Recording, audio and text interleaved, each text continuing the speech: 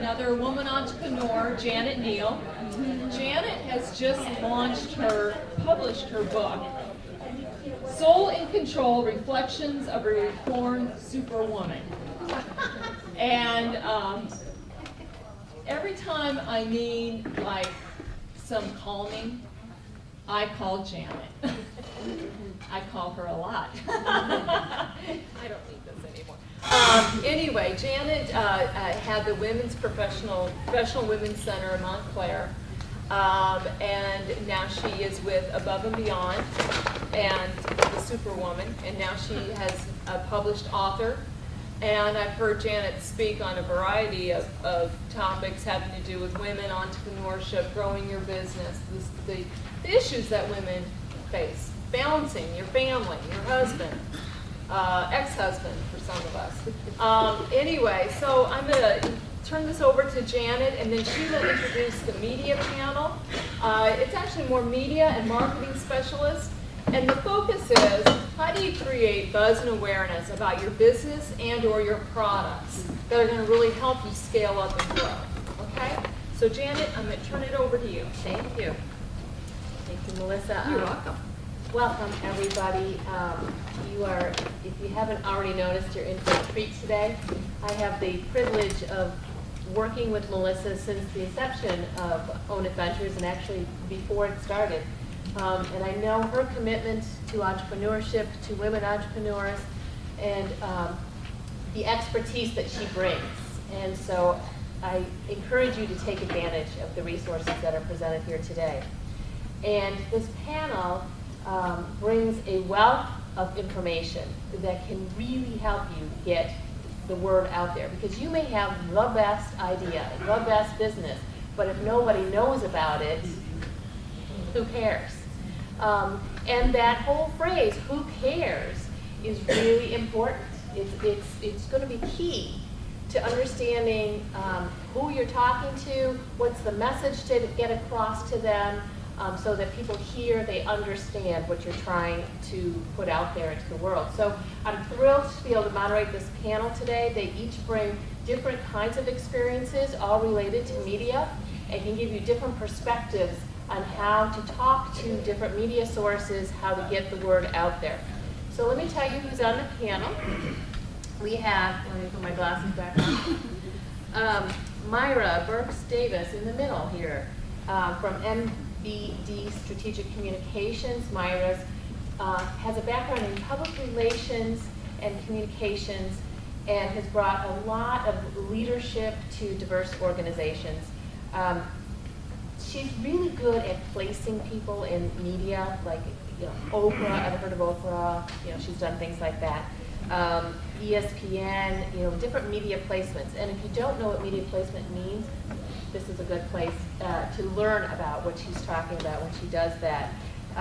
Very good at getting people where they need to be. So Myra will be hearing from her in a second. Patricia, right here, Patricia Stark. She works closely with talent development execs, casting execs, talent reps, PR, publicists for production companies to prepare talent to go on air. So whether that is on a TV show or radio, she's going to get you primed so that you come across professionally, that your message is clear, that you don't say all the time like I'm doing. We'll be talking later.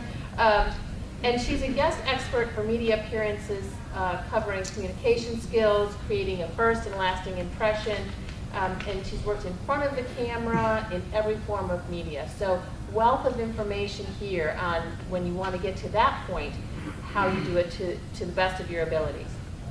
And lastly, we have Brian to round out our panel. Brian Madrid is a reporter, writer, and photographer at Examiner.com, which is powered by contributors like Brian. Online media, new media. It's not just newspapers and TV and radio. Online is a huge presence. You can globally reaching. So Brian brings a wealth of experience there on how to write for that, how to get recognized to get on those sources. And his writings and photography has helped propel the Examiner to being one of the fastest growing online publications. So Brian brings a lot of experience there. So I'm thrilled to have them all here today. And Brian, why don't we start off with you? When you're looking to pitch a story, when you're looking to, well, let's start with the pitch. How do you go about pitching a story? Do you mind if I get up? Go ahead. Ladies and gentlemen, thank you and welcome for the media panel today. The way I look for a pitching of a story is basically the human aspect.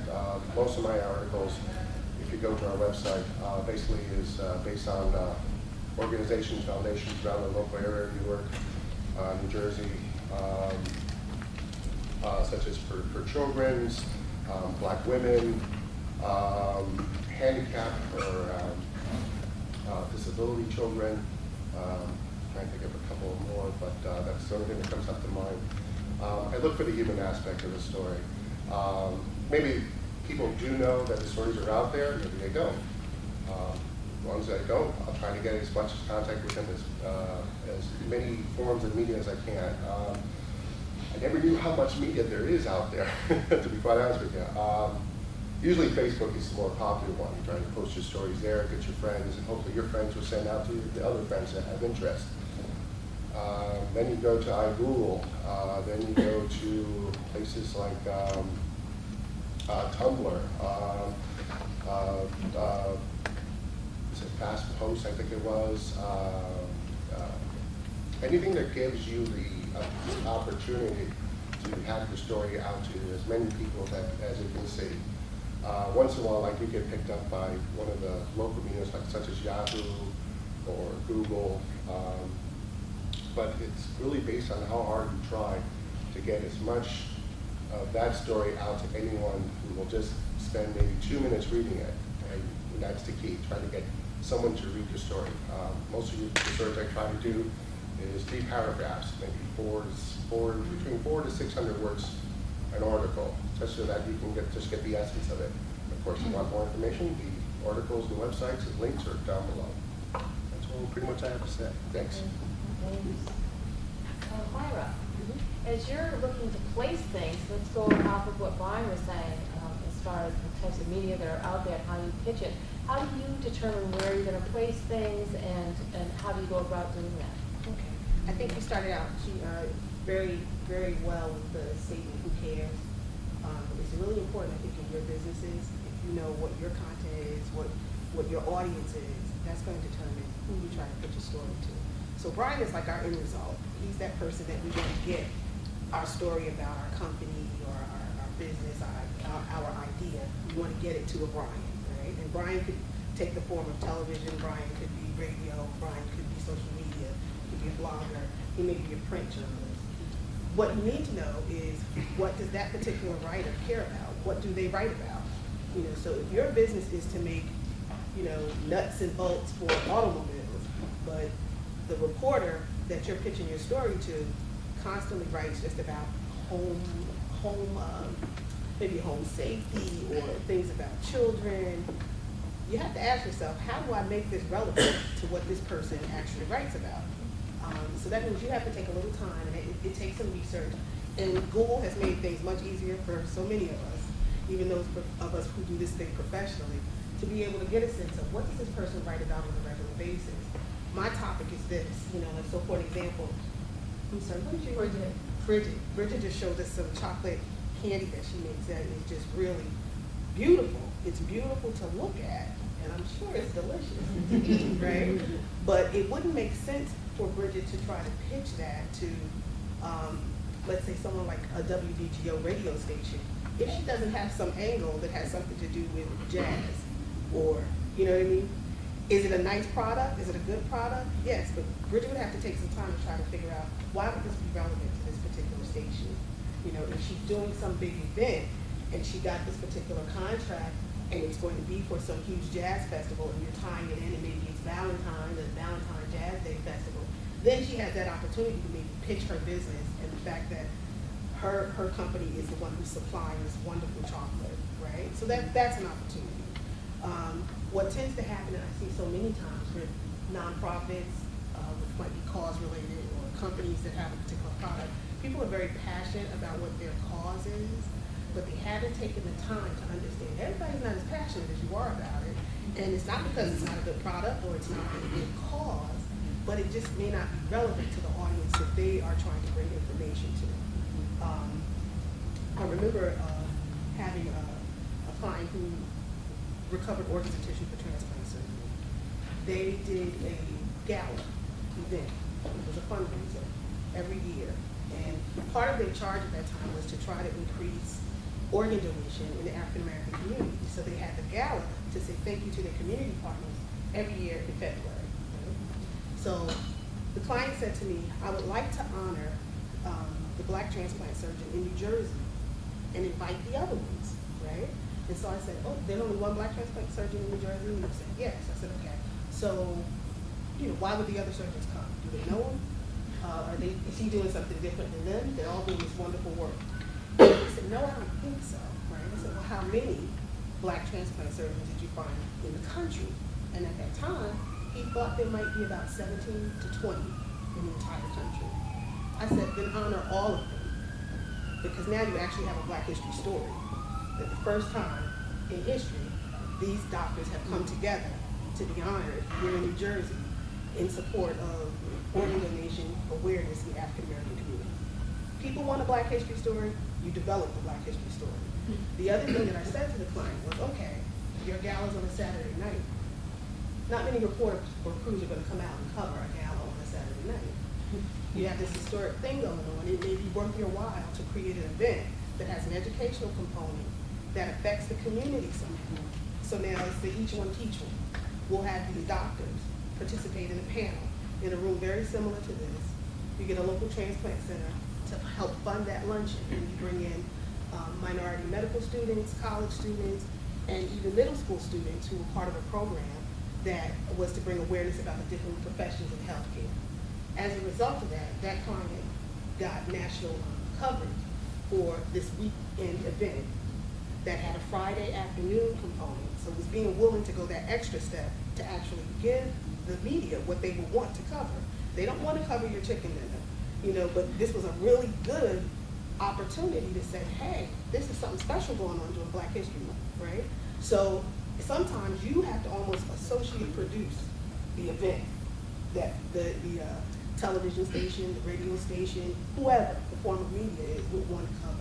So that's like an example of, many nonprofits, you hear about them having their award dinners and we want media coverage.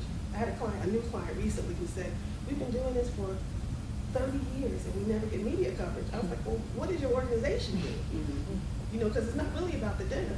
What does the organization do? Who does it service? Why is it important to the community at large? That's what your issue is. So why is your product important to the community at large? Who does it benefit? What will it change in the way that people's lives are? Is it something that's going to make life more easy for them to do, or accommodate them somehow, or an issue that maybe it'll help with just a way of life? We mentioned the idea about, or the instance where we had a placement with ESPN and Oprah, and that situation was kind of like, wow, for me as a PR person, right? But working for an organization who did the kind of work they did, they really had great subject matter. So I want to say that it was me and I was just fantastic. They just had like awesome subject matter. And it's also looking at a news trend and a news cycle and seeing how your topic fits in. So in this particular instance, there was a young man who had been the mascot for the UNC basketball team. He was here in New Jersey. You might remember this story. He actually got hit by a car in week 4 or week 3, and he died as a result. He was from North Carolina, but he was here in New Jersey. So his organs were recovered, and all of the recipients were primarily here in New Jersey. The protocol for that organization was you don't even talk to a donor family until a year about the potential of covering a story. But some situations aren't news in a year, they're history. And so you can't be afraid of maybe challenging a protocol that you may have set for your own company and say, is this the opportunity to actually seize being able to use this messaging in a way that might move people to action, whether it's I'll become an organ donor, or I'll buy my product, right? So the challenge was bringing people to the table to say, this is a story now, you know. As a result, ESPN approached me and wanted to do this as them being the first ones to actually cover the story in detail, who the recipients were, do a donor family and recipient meeting. And so that whole situation laid the groundwork for, I never had to pitch to Oprah, I'm sorry, but her producers then called us because they were so moved by the story, she wanted to have it on her show. You know, so what happens is if you do effective pitching and you make smart decisions and you figure out who cares about what this thing is that I have that I need to get out to folks, who cares about it? Once you define that and you develop your pitch to the right media for that, it sets you up as a resource for media. People like to know that we can just call such and such, we got a question about this? They give us good stuff, you know. And the organization, this particular client, at one time, they put out press releases because the dog scratched himself today, you know. And I call these coupons, they're valuable to get someone's attention, so you don't want to put out so much stuff that really isn't relevant to anything that people are turned off by the time you have something good, you know. So it's timing, it's taking some time to actually, whether it's a blogger, whether it's a television producer that you have to contact to see if you can pitch a segment, it's doing a little research and a little footwork to make sure that what you have really speaks to their listeners. And a reporter or an editor or producer, they're not really interested in purchasing your product or necessarily becoming an advocate for your product. They want to know, how does it impact the people that I communicate with, and I need to get to either buy papers, you know, sign in online to my particular vehicle, listen to my radio station. So you just want to take that time to ensure that you're thinking about how it impacts and who will care. Excellent, thank you. Patricia, when somebody has an idea and they've gotten somebody's attention and now they have to do the pitch, what advice can you give as to how to prepare yourself for that? What is it that you see in the clients that come to you? Hi everybody, good morning by the way. I work with a lot of experts and entrepreneurs and people that have to present, whether it's in a room or in front of the camera, and so many times they don't realize that you are judged before you even open your mouth. And everything that we do, I think there was a UCLA study that showed that only 7% of our communication impact is the actual words that we're using. 93% is everything else. So what is that everything else? It's facial expression, it's body language, it's your energy, it's the sound of your voice, it's your vibe, whether it's confident or dynamic or not. And so many of the experts and entrepreneurs and even authors that I deal with, they're so wrapped up in being good at what they do that when they get into a situation where they are kind of out of their comfort zone because they've been so focused on what they've been doing and have not paid much attention to, all right, what's the next step when I have to actually go pitch this or present this or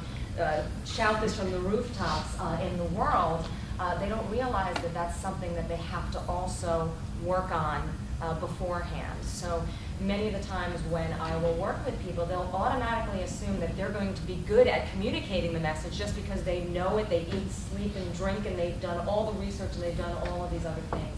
And it doesn't necessarily translate that way. I've trained a lot of people to go on QVC with their products. I've been on QVC over 70 times representing other people's products. I've done a lot of satellite media tours where we have products that we have to pitch for other people. And you know, the number one thing that it comes down to is that whether it's a room of people that you want to have invest in you or your product or service, or it's the media, or it's a public speaking event to get the message out about what you're offering, you have to just always understand that everybody that's listening or watching is really, no matter what channel, what stage, no matter what it is, they're all tuned really into WIFM, what's in it for me. And they all want to know, why should I be interested in this? What does this have, what value or service, what does this mean for my life? So when I have people that tell me, I'm nervous, I don't like speaking, I don't want to be in the spotlight, this isn't really what I do, this is a necessary evil because I have to do this to be able to let people know about my product or service or whatever it may be. The one thing that I will tell them is that it will always ground you if you get out there and ultimately say, yes, I'm knee deep in this, and it seems like this is 100% me, it's my baby, it's my dream, all these other things.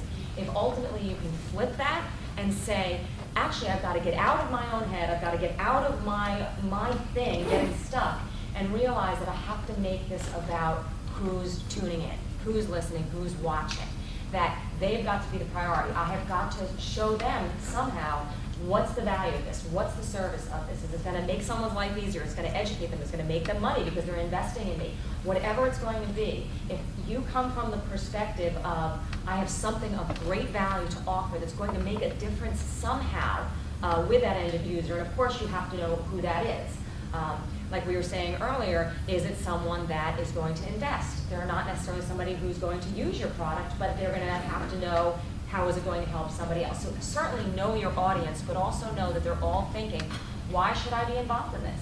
And they need to see, feel, hear the whole thing. Last year I coached for the Global Student Entrepreneur Awards. We had 30 people students from all across the country get up, and they had to pitch the final round to find out who was going to get the funding, who was going to win this whole big event.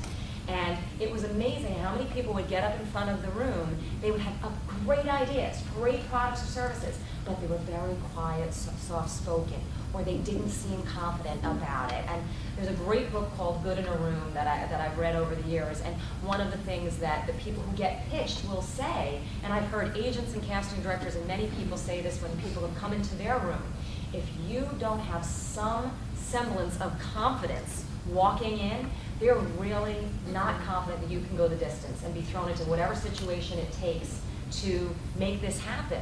So you have to wholeheartedly 100% believe that your product or service is of great value and will make a difference in people's lives somehow. And if you use that as your anchor and get the focus off yourself, you'll get a lot less nervous. You'll do whatever it takes to get confident before you walk in that situation, and you've got to remove that spotlight from yourself and put it on who's the real person that this is all intended for. Yes, this may be your life work and your baby and all of those other things, but ultimately it will only be successful if it's helping someone who's on the receiving end of this. When we do these satellite media tours and I am the spokesperson or I'm training the spokesperson and we've got their product or their book or their service or whatever it may be, the news stations will all say, as soon as this sounds like a commercial, you're off the air. We're giving you 3 minutes, but if it starts to sound like a pitch or a commercial, you're done, and we're wrapping it up and the anchor is getting you off. But it always has to be woven into, how is this product or service actually making a difference? How is it helping somebody? How is it great for whatever is timely that's coming up? If it's back to school, if it's the holidays, if it's helping people go out for a job interview, and it's timing with the economy getting better, or whatever it may be. So it's this whole package of intent, of value, of passion, of that 93% that says everything else in addition to that 7% that's about what your intent is and your content is. If you're telling me this is the best thing since sliced bread and you think that everybody should invest in it or everybody should buy it or whatever, no one likes to be sold. Everybody likes to buy, and the only time that they want to buy is when they say, yes, this makes sense. I'm inspired by this. I'm educated by this. I see that I want to move forward for whatever. I want to take action because they're seeing it in your face. They're hearing it in your voice. They're getting your vibe, your facial expression, your body language, everything. You know, whenever you go into a pitch meeting, whether it is to get somebody to invest in your product or go on the air or get interviewed by a reporter or whatever it may be, you have to know that you have got to show it and they have to see it, feel it, hear it, and know that you're your own walking billboard. If you're walking in, they're immediately looking at hair, makeup, clothing, how you're presenting yourself, what you've got with you, what homework you did, what prep you did, how sturdy you sound and look on your feet with this. And yes, everybody gets nervous, and we expect that. But if the root and the heart of everything is sturdy, that says, I know I've got something of great value, people feel that. You can't fake that, and that will always ground you and anchor you when you get in that purpose where you're putting such a high price on something because you feel like this is the make it or break it event that's going to get the word out or get people interested in you. That will be the only thing that will ground you, is being that you're doing this for other people and that it has amazing value.